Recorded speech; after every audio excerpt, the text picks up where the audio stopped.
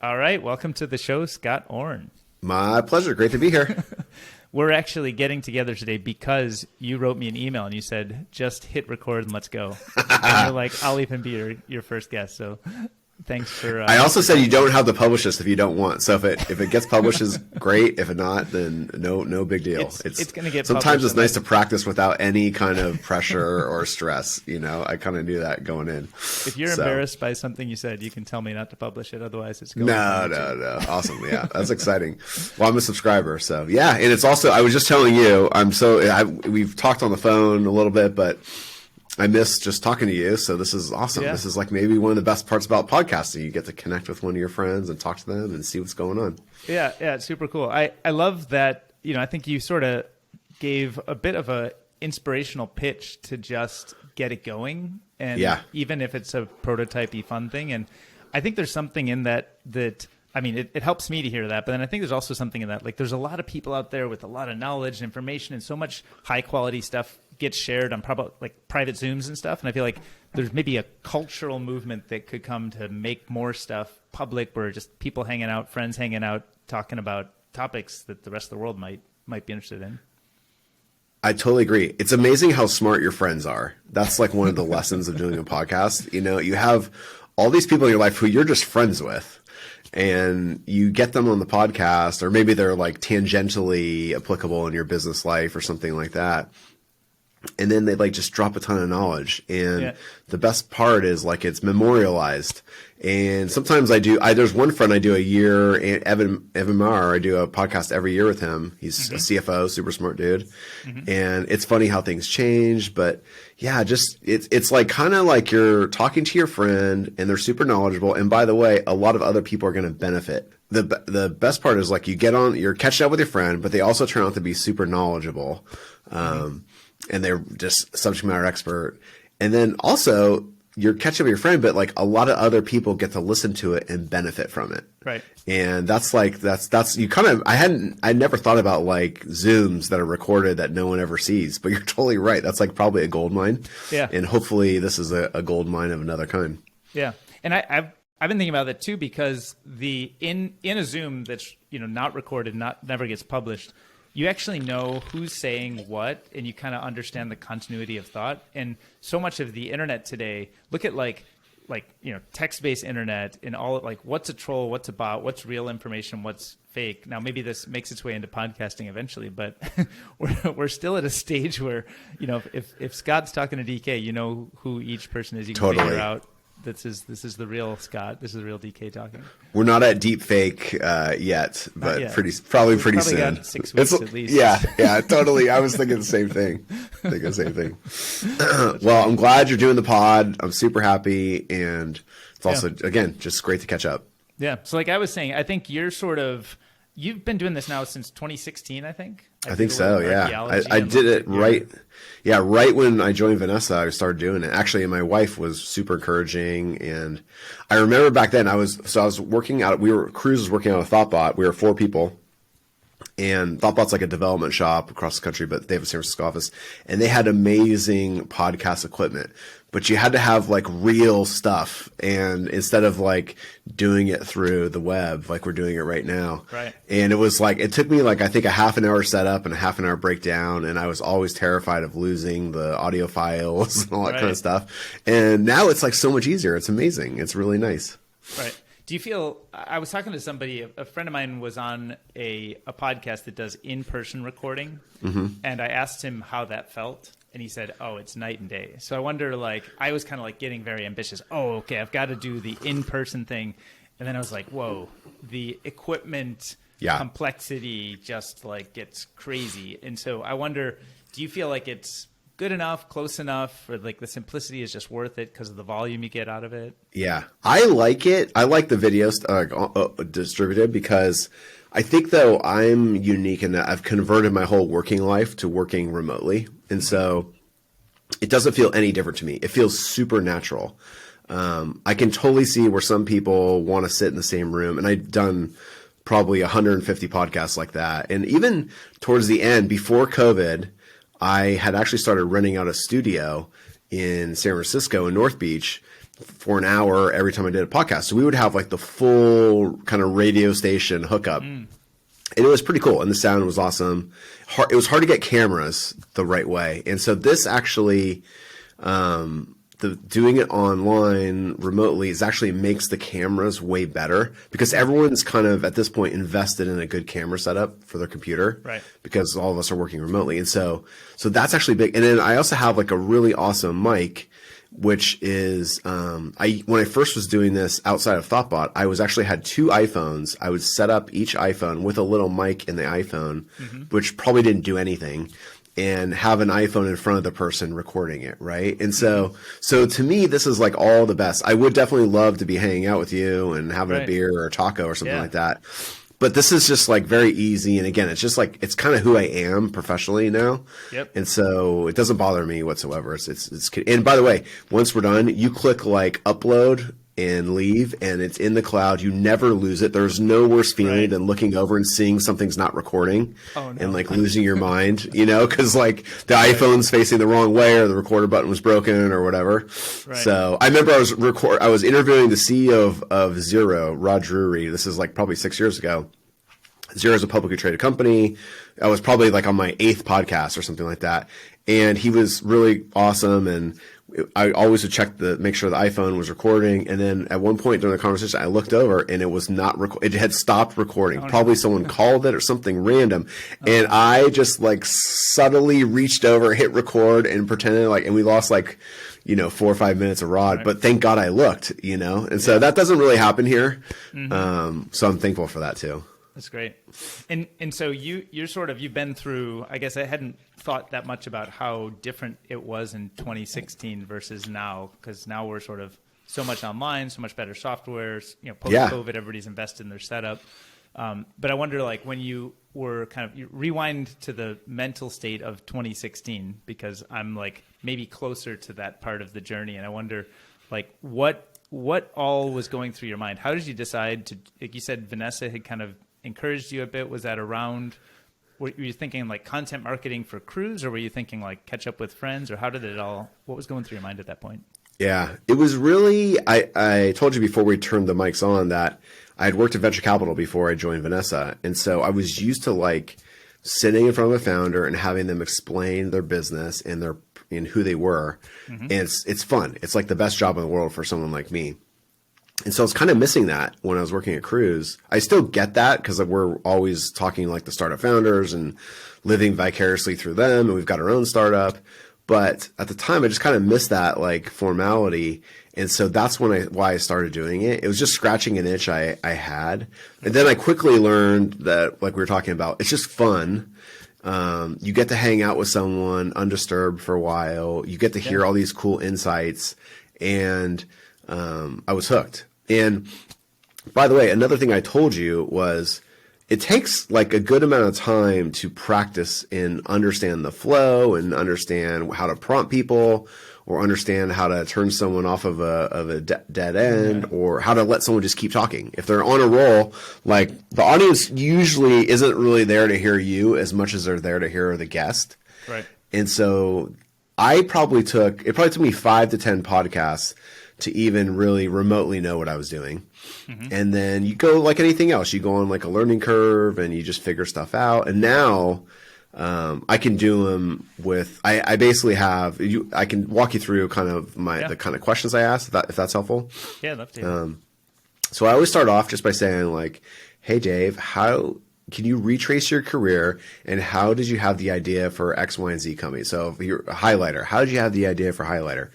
Right? That's the exact question I would ask as a venture capitalist too, by the way, because I always wanted to hear how someone got to the idea. Yeah. And it's amazing. And the cool thing about that is people are used, especially entrepreneurs, are used to giving their 5-minute bio all the time because they're talking to venture capitalists or customers or whatever, right? So it immediately puts the guest into a very comfortable position. Right. And they I always joke that they forget they're being recorded. Right. Yeah, right. But that's what you want because you don't want people self-editing. As you do this more, you'll watch them and their eyes will move around and you'll see them thinking about what they're saying. And that's always bad. You want people to kind of be themselves. Right. So I always ask that question. And then typically I'll have someone on the pod because it's an interesting company, or they have like a really amazing, way of teaching entrepreneurs like law or finance or whatever. And so I'll get into like the meat of what they built and why it's special. And that's also a really good thing to talk about because everyone's proud of what they've done. And I'm only having people on the podcast that I respect and that have done something cool. And so it just builds like a really good flow. And from that point, I find that because I'll always have some questions listed, I almost always never ask those specific questions. It's always becomes just a pure conversation and a pure flow at that point. Right. And so you're pulling on maybe a thing that was said within that other context to sort of get the next thing and kind of Totally. Yeah. Just how it would be like in an investor presentation or just how it would be if you're having a beer with a friend. It's that building on each other or, oh, that's really interesting. I didn't even know you could do that, and that's very organic. And personally, those are the kind of conversations I like to listen to on podcasts. There was a study done recently about like, there was going to be like all these serial content. And a lot of like podcast studios invested in that. And it turns out that the most listened to podcasts by far are the two people sitting around talking. Instead of like serial, serial's the exception. The podcast serial is the exception. Right. Instead of like a drama with a plot and all this kind of stuff, people, I don't know if they get tired of it or what, but they just like hearing two experts talk about something interesting. Right. And is that a phenomenon? Like I'm familiar with that phenomenon, both from like, let's say the tech world, that's kind of a common thing. And then in the really big, kind of like mass market, the Joe Rogan, Lex Friedmans of the world, that's a topic. But like, does this exist in like, I don't know, like from airplane pilots? Do they have like their own ecosystem of podcasters? I don't know. It's a great question because I bet you there are. Because I think the other analogy I draw with podcasts all the time is just blogging. And you and I are old enough to remember like the glory days of blogs and like the 2000s. I mean, I must have subscribed to 20 or 30 blogs, and that's actually why I love Substack now because it's recreating that, Yeah, totally. And so that's what this is. This is like people, and I didn't check out every blog post from every person. I would kind of pick and choose or whatever. And so I think that's what this is too. And it's more of a just audio format. But what I kind of tell people is like, you can listen to podcasts while you do your dishes or while you're on a walk, or while you're exercising. And so it's different than sitting down and reading a blog post, but it's just as informative. And I gotta say, like some of the, like I listen to Bill Simmons a lot and I listen to Matt Bellany on The Town, and like these people become like, I'm embarrassed to say this, but they kind of become your friends. Right. Have you had that? That's happened to you? I know of, yeah. I don't think I have as much. I don't think I have a regular enough, relationship with any given podcast, but I think people call it like a parasocial relationship, right? Where it's like, you know who they are and they feel like they're one of your homies, right? Totally. And you like laugh at their jokes and you know their patterns and you know what gets them going. I mean, it's the same thing as like Howard Stern or the morning radio, if you listen to that on your way to work back in the day. But yeah, man, you get in a rhythm. And I gotta say, I text my friends like crazy, but I don't talk to my friends on the phone as much as I wish I did. And it's not like, I don't think it's just me. I think it's like a lot of people. Yeah. But these voices in your head from the podcast become like this surrogate, They're the ones who, the ones you're spending all your time with. Yeah, it's funny. Yeah. So do you have like calling cards that have emerged from having done this a lot, where they're like the thing that Scott always says, or the little, the sound or the catchphrase of Scott? Is that probably? I don't even know it, to be honest with you, but probably you'd have to ask like people who listen to it. I definitely like when I do the podcast with Cal Canis, because I'm on his every once in a while, like every year kind of thing. Him and I, and he's super famous and I'm not famous at all, but we have the same beats. I think mostly because we both started like in tech in like the late 90s and through the 2000s. So we have the exact same experience on everything. Yeah. And so him and I will be like super aligned on like how you do this in venture capital, how you do this in startups, things like that. But he's operating at a level that's like 100x or 1,000x anything I'm ever doing. It's just, you have that common experience. I'm trying to think of other people, I just have a real passion for helping people, and I'm always interested in what they're doing. I'm in the perfect job for that. I hear companies doing new stuff every single day. And so I think probably my calling card is just like the enthusiasm and where this could go kind of thing when I'm interviewing entrepreneurs.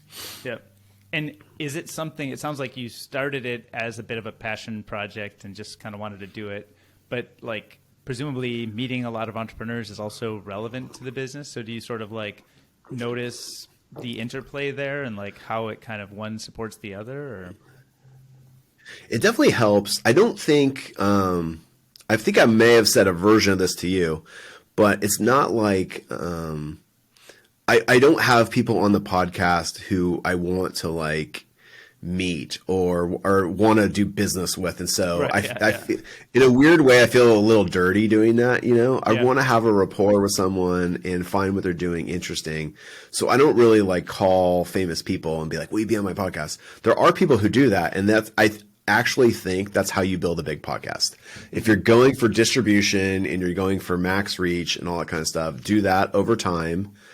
Kind of like how a salesperson would think, and build, right? I think there's someone said like the goal for a podcast is to interview someone more famous than you so that you're getting kind of pulled up the ladder, right? Right. But for me, it's super just organic, and I just genuinely like the entrepreneurs. Oh, and sometimes like people will refer their friends over. That's actually happened a decent amount lately, where you hit like kind of like a vein of people who are interesting. And so I'll do a podcast every once in a while when I don't know someone because their friend told me they're awesome and they're doing something cool. And those are harder. Those take a lot more energy to moderate and be the host. Because it doesn't flow but they're also interesting. You do meet new people. Have an existing relationship with them? Or? Yeah, you have to build that relationship in the first like 5 minutes, which is another tip. Like you and I have a relationship, we're friends, but we also talked for probably 5 minutes before. Like I was eating my salami and cheese, and you were very nice about humoring me, right? But we were like catching up. That's another tip if people are like want to do a podcast. Like always build a relationship. And I actually write out an agenda for the guest and make sure I'm covering stuff they want to cover so that they're relaxed. And it's also kind of nice. Like if you're spending like half an hour with someone, you want to make sure there's like some value. You're getting a little bit of value besides the fun, right? So like if it's people who are promoting their business or their fund or whatever, I'll make sure that I'm hitting the way they want to be positioned and how they think about it and all that kind of stuff. And letting them know you're going to do that at the beginning is a way to relax them as well. Almost everything I'm doing at the beginning is just trying to get them to relax and be themselves, because that's just more fun that way. And they're better. It's a better podcast.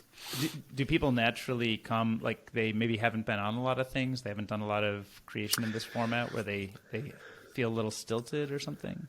Yeah, you do. You see that too. When I see that, I just stop them and be like, it's just me and you, two friends talking. Don't worry. That's the self-editing. You see the people the other thing you see, which is really interesting, is some media training.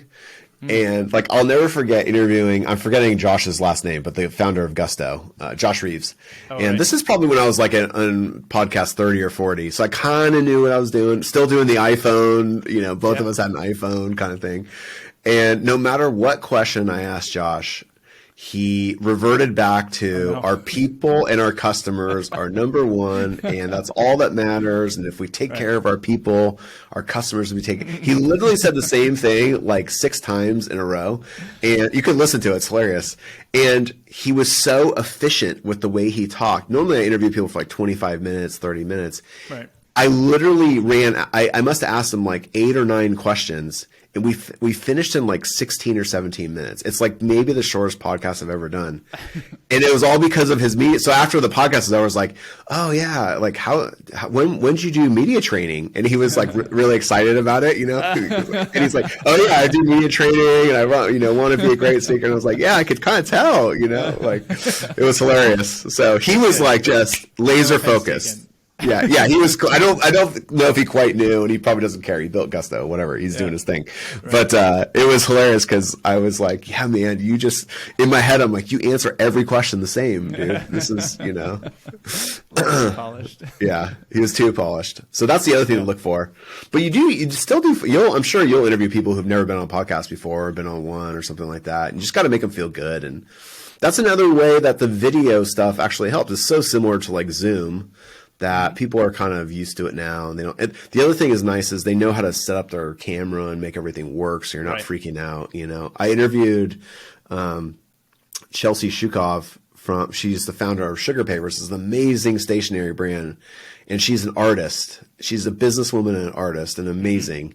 And she could not get her computer's microphone to work for like 20 minutes. And we only had that might have been the other short one. We had like a 12-minute, 15-minute podcast because of technical difficulties. But this is pre-COVID when no one knew how to work all this stuff, Yeah, so you also just make the best of it. Just make the best of it. It's not the end of the world, and it's got to be fun, or else people won't want to do it. Right. I wonder sort of on the kind of, if we switch gears a little bit to the technical side of kind of how podcasts have evolved. You, I think you were originally publishing on SoundCloud, was it? Because it was audio only. I still do. I still have my feed on SoundCloud because I'm terrified to move my feed.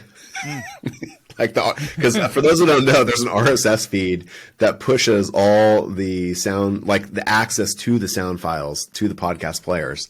And I pay SoundCloud $20 every month because I just do not want to move that feed, and it's an annuity for them. But that was like the only, that 6 years ago. That was, I don't even know how to do. How do you do yours?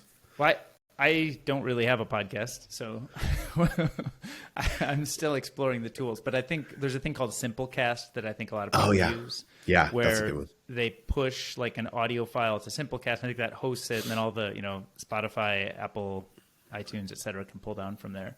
But I'm kind of like, oh, go ahead. I remember Simplecast. They were just getting going. I think it was like a 2-person company, and I emailed them when I was starting. I was like, hey, what, and they're like, yeah, we host them. I don't think they could. I think you had to record it inside of Simplecast at the time or something, something crazy like that. And I was like, okay, that probably won't work. But that's really funny. I'm kind of, because I'm sort of starting at zero, I'm sort of thinking about the interplay between, audio and traditional podcasting, and just kind of throwing everything up on YouTube and kind of doing it as more of a video podcast. I have been doing a lot on TikTok. I don't know if did we talk about the TikTok stuff? I'm not on TikTok, but I know I need to. But I see your stuff on YouTube and YouTube Shorts, and I'm a huge YouTube consumer. Like, I watch a lot of YouTube. I just find it really interesting, all these things. Like Vanessa and I were watching it last night, and we watched like just so many different things in like a half an hour. Yeah. But so I see you, and what the great thing about YouTube is the algorithm just feeds you, and so I see like all your videos now, and it's awesome. And I do know that YouTube has like a pretty big emphasis on shorts right now because they want to compete with TikTok. Yep. So I don't think I put my first like 100 or 150 podcasts on YouTube because we didn't have any video because I wasn't doing it in this style. So YouTube is like totally a smart move. And I'm sure TikTok, what kind of results are you getting on TikTok? Well, I was really aggressive about it for several months. And so I've gotten great results in distribution, like a kind of a reasonable video I put up will get a few thousand views, and like a real banger. That's amazing. Like, tens of thousands or hundreds of thousands. So, no way. That's awesome. That's incredible. I've kind of got it working a little bit, but then also I'm like, it's a very different type of thing. Like, creating in that format is very different than like this kind of thing. And I think this kind of thing is what I like better. So yeah, I mean, they're both fun in different ways, but I've been thinking about sort of what I've started doing is taking some of these kinds of video recordings and then clipping them up and sharing those on my TikTok, which I think is a natural kind of thing to do with long form to short form. We just decided to start doing that on my cruise ones. We're literally going to do that. I also did a little experiment last week, which is I did the whole podcast with the guest, Navneet from Coefficient. And at the end, we were like all done. I was like, okay, I'm going to get ready for a 30-second answer about what's cool about Coefficient. I'm going to prompt you. And so we just did a 1-minute recording, and I haven't seen if that's actually gone out yet. But that was like another thing, because if you do that at the end, the guest is like warmed up. If you tried to ask me at the beginning, like give me 30 seconds on what you're doing, I would have a hard time. But towards the end, the brain's engaged, you're talking, you're thinking, and it's easy to do. I've actually found, what's interesting, or maybe not obvious if you haven't done a lot on TikTok, and I think this is probably going to kind of apply to YouTube Shorts over time as they change the consumption experience. But the traditional YouTube is about the title and the thumbnail. You have to have a really good title and thumbnail because people have to decide to click in, right? And TikTok doesn't have that. Yeah. So the equivalent to a title and thumbnail is like your first 3 seconds of what you say. Yeah. Quick drop off. Yeah. So what is the hook? And what I've found is in a conversation like we're having right now, there's probably something that one of us will say that kind of ends up as a pretty good hook. And then that can turn into the short. So instead of even prompting, like I did one last week that I recorded on Riverside and published through to TikTok, which I guess also ended up on YouTube because I have a link. Yeah, you should put them all on. Yeah, everywhere. But I use a tool that just like I publish it to TikTok and it just goes everywhere. But it had this hook where he was saying something like, hey, the thing that I'm really excited about in AI is, something like that. And it's like, yeah. That's basically the title. Like people want to hear what somebody's excited about in AI. Totally. And it's so organic, right? Because it's like in the middle of it. And so you're not doing the stilted, hey, Dave, how are you doing? What's up, Scott? Yeah, exactly. You're just getting to the point. I know. It's so funny. So let me ask you this. What tool do you use, by the way, to publish to all the different feeds? It's called Repurpose. Repurpose.io. I'll find it. Yeah, and it's really good. You just sort of like make all your connections, and then you can make workflows to whichever ones, like, push everything from TikTok to YouTube or vice versa. So it's the only thing that I've found. Somebody mentioned another one to me recently, but I forgot what it was called, or I haven't dug into it yet. But it's super, super useful tool. But I think the thing that's kind of surprising, I think it's worth doing, but then like the whole YouTube ecosystem is so different than TikTok. Like, you could look at it and be like, it's just video, it's short form video, same thing. But it's just so different how people come about these things. So like the videos that are total bangers on TikTok go nowhere on YouTube. And then interesting. Because it's just totally different. Like I don't think a lot of people just natively browse shorts. Like I know they have a lot of shorts consumption that they've quoted, but I think it's mostly like you see a title and thumbnail of a short, and then you click in, and then you're kind of in the shorts flow. That's what happens to me with your videos, because I just see like a 52-second video from Dave, and then I click it, and then I'm like, okay, and then I'm watching, But that's the old interface. That's the old school YouTube. That's like I'm still because I also watch it on my TV a lot. Like I have an Apple TV, and I watch YouTube on my TV. So yeah. But like the discovery, we'll have to let the younger people tell us about the TikTok. yeah. Well, I've learned a little bit. I'm not an expert, but I think like finding good hashtags that are niche enough that it reaches the audience that you want to reach is super critical to like bootstrap some sort of audience on TikTok. And on YouTube, it's all about watch history. So if you've seen something from me before, then you'll see the next thing. But how do I get you to see one thing? Totally. The hashtag thing is interesting too, because it's like, I think it's probably a form of SEO in a way, like the system knows what a hashtag is, and it's equivalent to a tag on like a HTML web page, so that might be how the AI is working a little bit, but I'm impressed. Like if you're getting 10,000, 100,000 views on some of your stuff, that's incredible. I mean, that's incredible reach. I'm nowhere near anything like that. But I also think most people probably listen to mine in audio, and then there are some video views. Like we put it on YouTube for sure every single time, because you just never know. Or it's fun because people find it 2 years later, easier to find that way. The other kind of interesting thing for people who are out there who are thinking about being a guest on a podcast, I constantly am told by guests like a year later, 2 years later, that like, someone brought up the podcast in an interview today. Like people, smart people who are going to interview with you are going to look to find ways to hear you talk and see what you're all about, you know? And so it's actually one of these hidden benefits that I never would have thought of before I started doing this. Right. So how important is, I mentioned that I've kind of I don't have a Simplecast or SoundCloud or any of that, but like how important is it today to do podcasting in the kind of traditional RSS podcast serving way versus what would it be crazy if I said, I'm not going to do any of that. I'm just going to record videos and put them on YouTube and then you'll probably be bigger because you'll harness TikTok and YouTube eventually, you know. I am a consumer when I'm walking around the neighborhood or working out or doing the dishes. So I can't really like TikTok it as much, you know, or I'm listening to like pure audio most of the time in my consumption patterns. And I think there's a lot of people like me. But you see a lot of podcasters doing 5-minute videos on YouTube, and so the beauty of this whole thing is that you're creating content, it's an interesting conversation, and there's a lot of different ways you can slice it, and you just kind of experiment and see what works. But I'm sure, like it sounds like you have bootstrapped some of the AI dynamics or the recommendation dynamics on TikTok and YouTube. And that's what it's all about, I think, honestly. You only have so many friends who are going to listen to this every once in a while. It's getting the people who are searching or the people who are getting served something that TikTok or YouTube knows they're interested in. Yeah. Yeah. I think that's entirely what works. I messed around on TikTok for a while and didn't really have that figured out. And then once I figured that out and going super niche on hashtags is really what unlocks things. Yeah. So if you were to go like hashtag, I don't know, venture capital, there's like 1 billion views, which is actually what you don't want.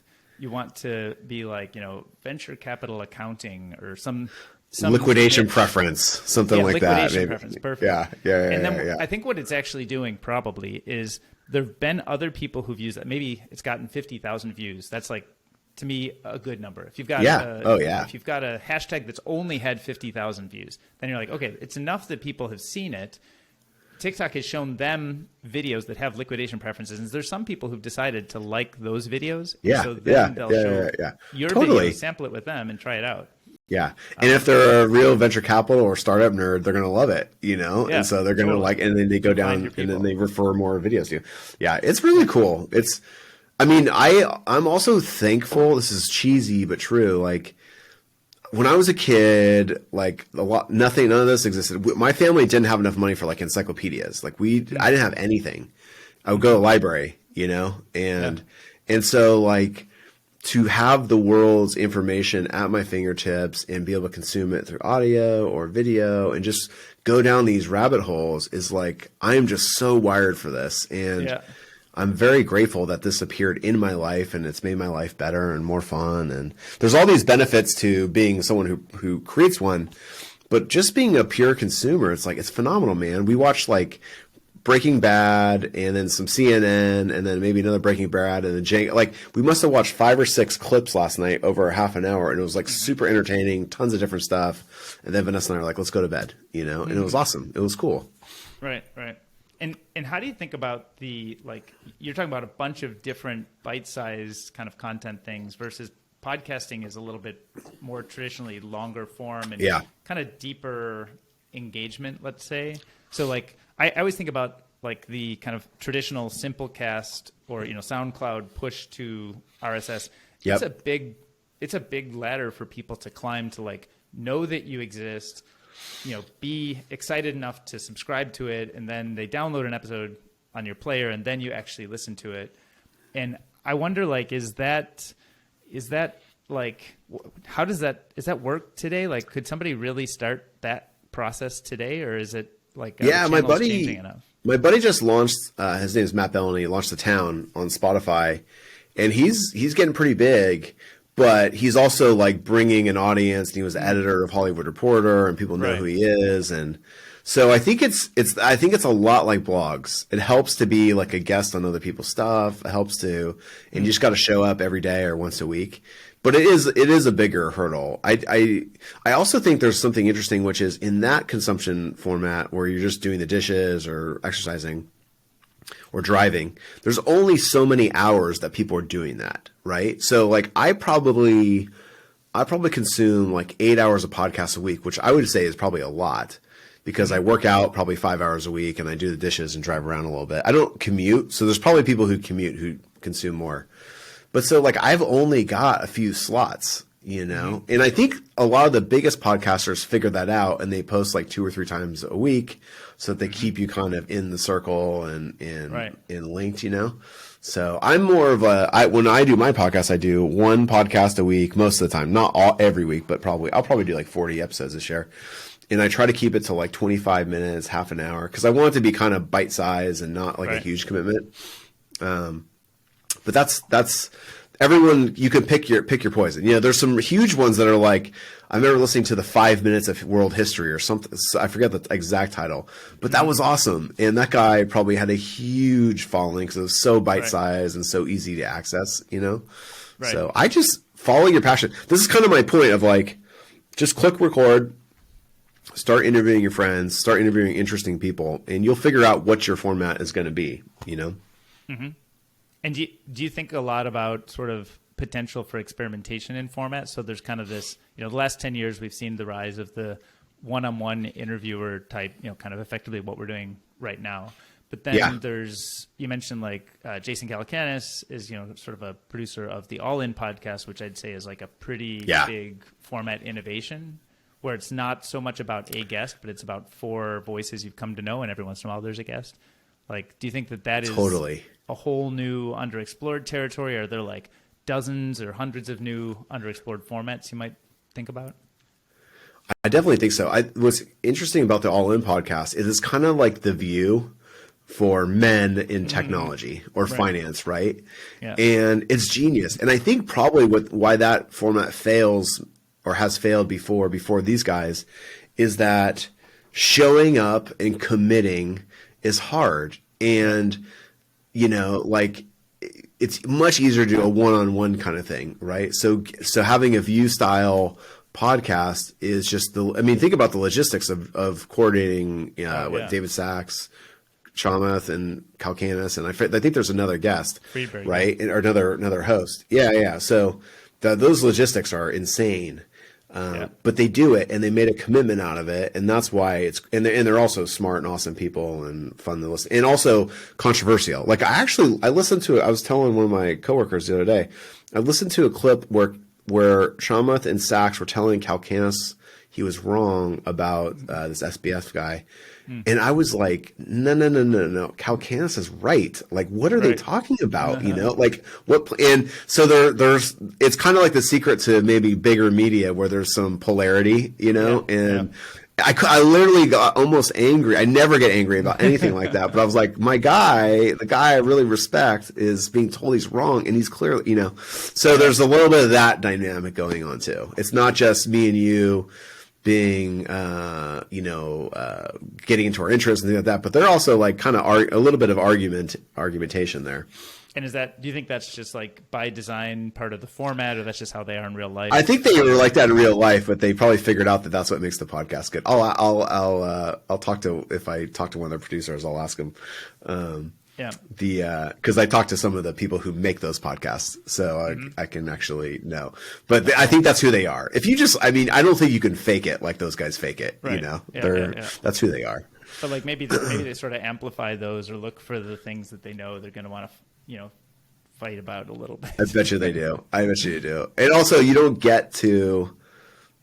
There's something about like media stars are media stars for a reason. They have a charisma. They have a point of view.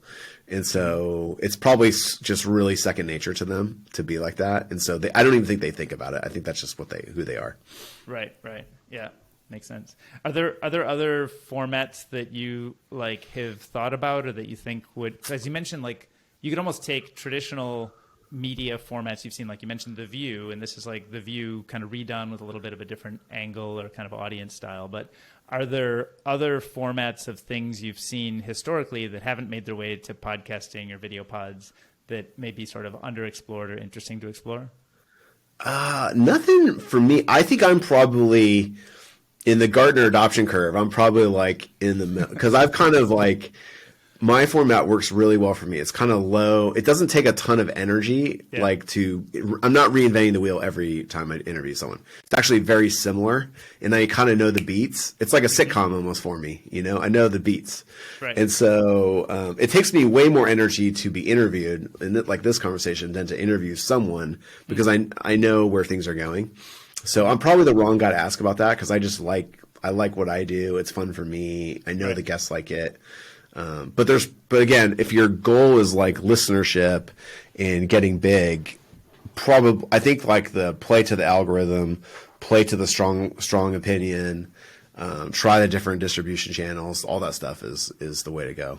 Right. Well, there's people who I would say are not super, I don't know, controversial, or aren't sort of that divisive style. So I would point.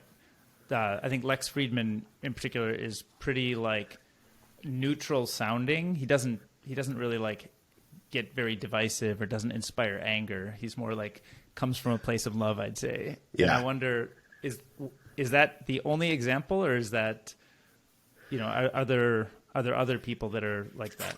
I mean, who else? Simmons is he's funny. He's I don't know. That's a really interesting, like a cuddly, I mean, also like people do a lot of calm, like meditation podcasts and things like that too, which is interesting. That's a good question, because I don't really like how in media, like how polarizing everything is. I actually don't. That's one of the reasons I don't consume a lot of media. I consume the podcast because the podcasts I mostly listen to are not polarizing. Right. They're just like people talking and things like that. But because I can't take the stress, to be honest with you, in my life. Right. I just don't want it. But it wouldn't surprise me if, like, I'm thinking of like Pardon the Interruption on ESPN. That's like a sports show where they argue, but they also agree a lot of time. But it wouldn't surprise me if that was like the most successful format, basically. Right. Yeah, it just sort of inspires anger and people want to share it. And yeah. I can't believe what he said, that kind of thing. Right. But I wonder if there's different ways still, because one thing I really like about All In, despite it being a bit kind of divisive at times, is I do think they are, they have, well thought out, they sort of have their beliefs, and so like they're not necessarily always something I agree with, but I think it's like well informed, not just like talking trash. They actually like have a reason to say. Oh yeah, they're super smart. Which is like an appealing part of it. And I also like that they're very independent about, like, they don't really have any, I mean, other than just more success of the podcast, they don't have any real goal with it, I guess. I don't know. It just makes them more famous. That's enough, right? It doesn't need to serve a certain That's the other thing. It's not like, I don't even know if they have ads. I don't listen to it that way, but they're probably not doing it for the money. They're doing it for like the promotional aspect and who they are and also being famous. They probably like being famous, Right. Because I was thinking about a format. I think it's a little logistically complicated, but we a few friends and I had a dinner. When was it? On Sunday, where we read and reviewed the State of AI report. I don't know if you've seen this. It's kind of published every year. The recent one came out. It's 114 slides with some, good thinkers about what's going on. And, we had this dinner with a bunch of, NLP expert from company X and computer vision expert from company Y. So we kind of did a little bit of a roundtable discussion of that. And I was like, man, if we had cameras and people were wired up and we could make this available to people for fly on the wall type thing, I think it's not divisive in any way. It's more like, that would be the thing I'd listen to. I'd love to listen to that. Yeah. I love that. Yeah. That's the interviewing your friends who are smart kind of thing and recording it, and also if you're doing it with, because I think the more you talk about the All In and the View and all kind of stuff, I do think there's something to a 3 or 4 person version of that. It never really occurred to me, but that is interesting. And also it's a little easier to be a guest or a little easier to be the host, because you're not carrying the whole thing, right? And you also get to listen a lot more. And you and I talking here, both of us are super engaged. Like I find I get tired after recording the podcast, so I'll probably take like a 10-minute nap after this, just to like my brain's tired. Right. But if you have a few other people, they can kind of carry the load a little bit more. Right. I wonder how like the warming up would feel, because I think like a one-on-one situation, it's easy to like warm one person up, back and forth. Yeah. You get some kind of rhythm or cadence. And if you've got like 4 or 5 people around a dinner table, and like you're like, you hit record and everybody's like paralyzed, and you're like, no, hey, let's go, it's cool, and they're being a little more guarded, and it's hard to pull it out of each person. It might be, especially if it's not a. I don't know. I bet they're friends or something. I bet you it's fine, or someone's going to know somebody, and Right. I don't know. Try it. I'll listen. I'll check it out. Yeah. It's a really good idea. I think I'll do it. I'm trying to figure out actually, and this goes a little bit. You mentioned there's a podcast studio you use, but I'm actually kind of looking for like what would be a good space in San Francisco that I think if it's a podcast studio, it's maybe not great for hosting dinner. But I was thinking, is there a place that would be like, enough space to host a dinner, but like enough space to also throw in my own cameras and maybe some lavalier mics or something? Do you have sort of an idea of? Well, there was a TV show. I tried to replicate. There's a Jon Favreau TV show called, I think it was like Party of 4 or Party of 5, where he would sit around a dinner table with like 3 or 4 directors who he was doing a movie with, and it was basically like exactly what we're talking about. But these are like Hollywood people who have access to boom mics and lights and all that kind of stuff. But it was like one of my favorite TV shows. I'll send you a link after we're done. So actually, when I first started doing podcasting, I tried to replicate that. And I had some of my friends sit in a bar, and we rented out the bar, and they had some drinks. And the sound setup was actually really hard. And I actually hired someone to do it, but they literally like forgot their mic at home or something crazy, one of those things. I watched this. I went into your archives. I saw this. So the sound kind of sucked, right? Yeah. If you look back on all those people, they're all doing like really well. It was a great guest group, Was that only a couple times you did that, or? I just did it once because I was so frustrated that like the mic guy messed up the mics and the lighting. It was hard. But that was all inspired by, maybe it's Party for 6. I don't know. Jon Favreau, Jon Favreau TV show. But there's no venue like this set up in San Francisco, is there? It was called Dinner for 5. I don't know. There probably. Yeah, Favreau's Dinner for 5. And there could be, I bet you there's something, or you just rent something out at lunchtime, during the afternoon, or at off. I just did a bar in North Beach at like kind of off time, and it was and you rented out the place so you could set it up, and the guy was super cool. He didn't charge me very much at all, and we also like had some drinks and things like that, so we made some money, and it was cool. It was cheap, yeah. But again, that's a big lift. But I do think you could also bring in an audience for that, which would be real. I would try it a couple times with just you and the guest and see how it works, and then I would bring in audiences. There's another guy, Jeff Garland, had a really good podcast for a while. He was on Curb Your Enthusiasm, and he's a famous actor, but not super famous. He's actually like kind of like a character actor. But he had a lot of interesting friends, and he had and he would do it at like Mar-a-Lago or something.